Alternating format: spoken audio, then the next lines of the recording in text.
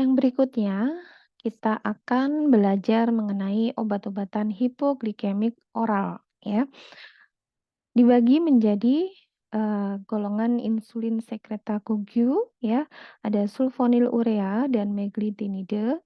Kemudian golongan insulin sensitizer, ada biguanide dan thiazolidinedione. Kemudian ada golongan alfa glikosidase inhibitor, DPP4 inhibitor, dan sodium glucose transport 2 inhibitor. Yang pertama yaitu sulfonylurea. Ya. Sulfonylurea merupakan obat golongan insulin sekretagogue, ya, yang bekerja dengan mekanisme yang sama juga dengan meglitinid, yaitu berikatan dengan reseptor SUR1, ya, di sel beta pankreas. Akan tetapi, lokasi ikatan antara sulfonylurea dan meglitinid itu di tempat yang berbeda. Meglitinid memiliki afinitas ikatan yang lebih lemah dan disosiasi yang lebih cepat dari situs pengikatan di SUR1 dibandingkan dengan sulfonylurea, sehingga onsetnya lebih cepat dan durasi kerjanya lebih pendek. Ikatan obat-obatan ini akan menyebabkan blokade dari kanal kalium ATP dan memicu pembukaan kanal kalsium yang menyebabkan influx ion kalsium yang memicu terjadinya eksositosis granula dan sekresi insulin. Sehingga kerja obat ini adalah meningkatkan sekresi insulin dari sel beta pankreas. Sulfonylurea ada dua generasi, yaitu generasi 1 tolbutamid klorpropamid, ya, yang memiliki potensi yang lebih rendah, toksisitas yang lebih tinggi sehingga sudah jarang diresepkan, ya. Dan generasi kedua yaitu glimepiride, glipizid, gliburid, atau glibenclamid yang memiliki waktu paruh yang lebih panjang, ya, sehingga cukup diresepkan 1 kali sehari. Indikasinya digunakan pada DM tipe 2 sebagai obat tunggal atau kombinasi dengan obat-obatan yang lain atau juga dengan insulin. Kontraindikasinya pada DM tipe 1, ya. Kenapa? Karena DM tipe 1 itu kan kekurangan sel beta, ya. Sulfonylurea hanya meningkatkan sekresi sel beta tanpa meningkatkan sintesis dari sel beta, sehingga penggunaan sulfonylurea pada DM tipe 1 justru dapat menyebabkan kelelahan dari sel beta dan pada akhirnya menyebabkan kerusakan yang lebih parah dari sel beta pankreas. Gunakan hati-hati pada pasien dengan gangguan hati, karena obat ini di metabolisme di hati, ya, dan juga pada pasien dengan insufisiensi ginjal karena dieskresikan di ginjal, ya. Mmm, Dapat menyebabkan peningkatan kadar obat di plasma dan meningkatkan resiko hipoglikemia. Ya, pada pasien lanjut digunakan dengan perhatian khusus, ya, karena resiko hipoglikemianya ini dapat berakibat bahaya dan mengancam jiwa, ya. Efek sampingnya karena sulfonylurea meningkatkan sekresi insulin, ya, maka efek samping utamanya adalah hipoglikemia, ya, dan juga peningkatan berat badan. Yang kedua yaitu meglitinide, ya. Mekanisme kerjanya serupa dengan sulfonylurea, akan tetapi onsetnya lebih cepat dan durasi kerjanya lebih singkat, ya, sekitar 8 jam, sehingga diminum 3 kali sehari sesaat sebelum makan. Diindikasikan untuk mengontrol hiperglikemia postprandial pada DM tipe 2 dan digunakan pada pasien yang alergi sulfonylurea. Akan tetapi, obat ini harganya lebih mahal. Efek sampingnya sama dengan sulfonylurea, akan tetapi lebih ringan karena durasi kerjanya lebih pendek. Perbandingan antara profil insulin plasma 12 jam pada pemberian sulfonylurea, dalam hal ini adalah gliburit yang merah ya, dan meglitinid ya yang hitam ya. Dosis sulfonylurea sekali sehari itu menghasilkan peningkatan kadar insulin yang lebih berkelanjutan dibandingkan dengan meglitinid yang diberikan 3 kali sehari sebelum makan. Sulfonylurea menghasilkan efek yang lebih besar pada kadar glikemik basal sepanjang hari, sedangkan meglitinid memiliki efek selektif pada peningkatan glukosa postprandial. Yang ketiga yaitu biguanid ya. Obatnya yang utama adalah metformin ya. Metformin ini, masuk ke dalam, hepatosit ya dan bekerja, di hepatosit ya, melalui transporter kation positif-1 ya, di mana di dalam sel, metformin itu menghambat kompleks rantai pernafasan satu mitokondria, mengakibatkan penurunan kadar ATP dan peningkatan AMP. Peningkatan kadar AMP akan mengaktifkan AMPK atau adenosine monofosfat activated protein kinase yang berkontribusi terhadap penurunan produksi glukosa melalui fosforilasi faktor transkripsi CBP dan CRTC2 yang menghambat gen yang terlibat dalam gluconeogenesis dan menghambat mitokondria gliserol 3 fosfat dehidrogenase atau MGPD yang menyebabkan peningkatan NADH yang merangsang konversi pirufat menjadi laktat sehingga menurunkan gluconeogenesis ya. Efek ini akan meningkatkan sensitivitas jaringan terhadap insulin. Indikasinya pada pasien DM tipe 2 sebagai terapi tunggal atau kombinasi dengan sulfonylurea. Metformin kadang juga digunakan pada DM tipe 1 yang mengalami obesitas sebagai terapi tambahan insulin untuk menurunkan berat badan.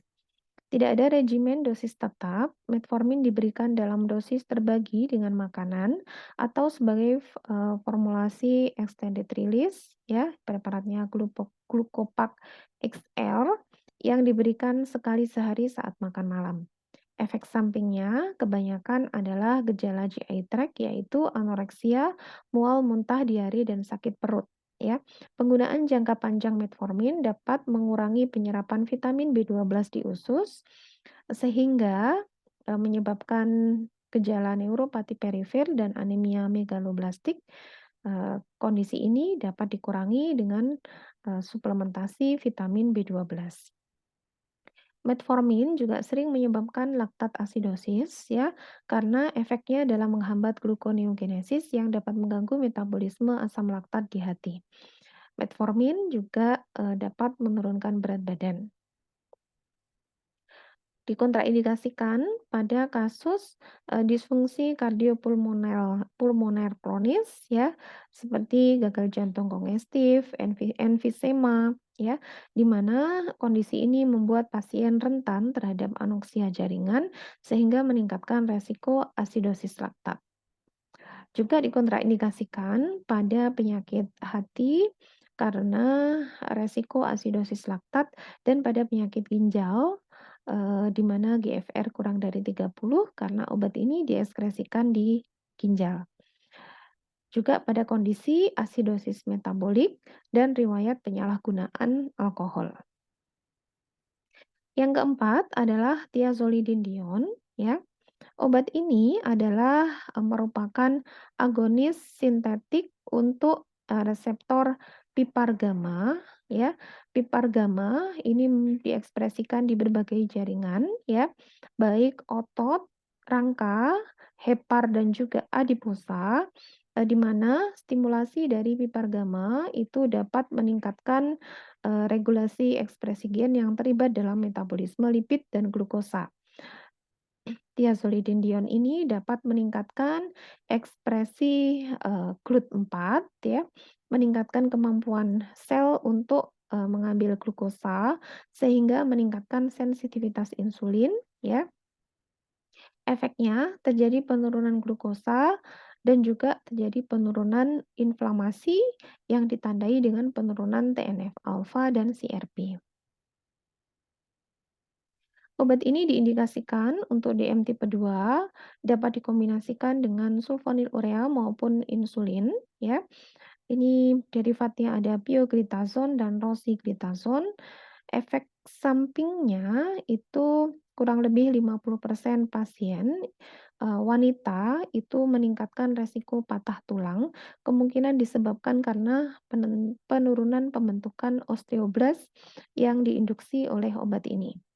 Kemudian obat ini juga menyebabkan retensi cairan ya, dengan gejala anemia ringan, edema perifер dan penambahan berat badan.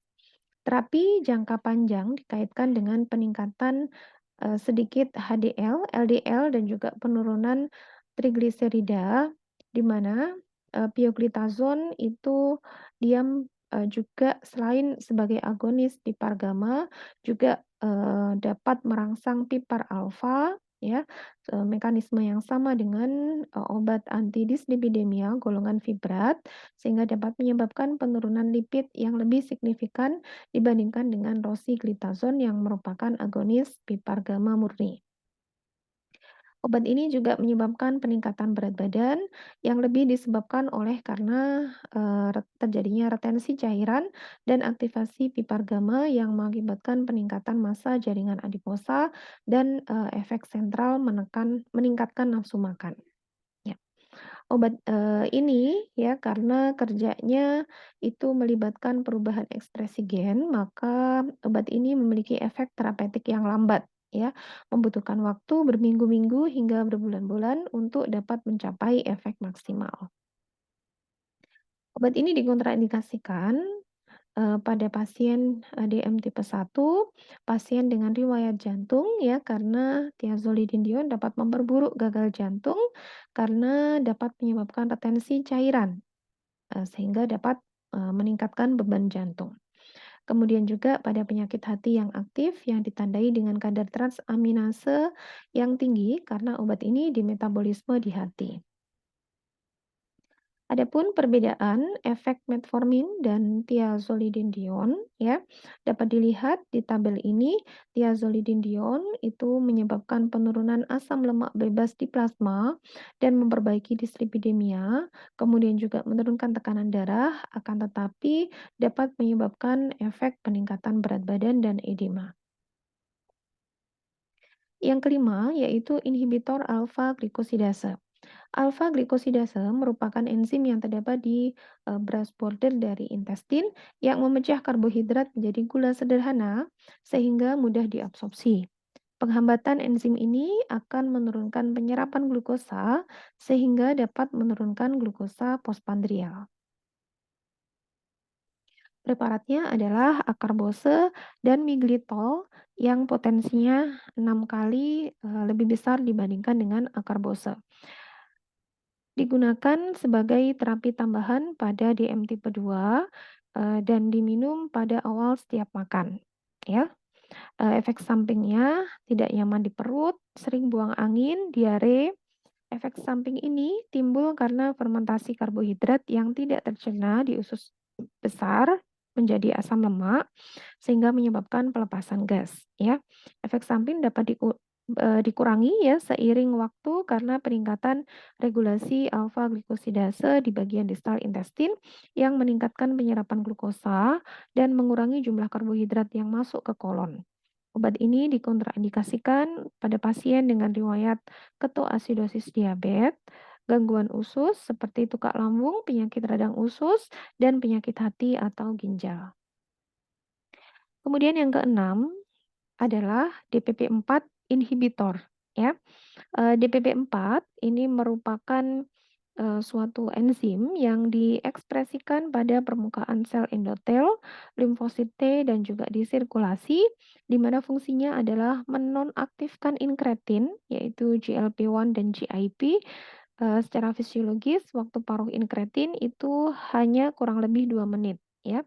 Sehingga penghambatan DPP4 itu akan memperpanjang waktu paruh inkretin dan meningkatkan pelepasan insulin dan, menurunkan pelepasan glukagon.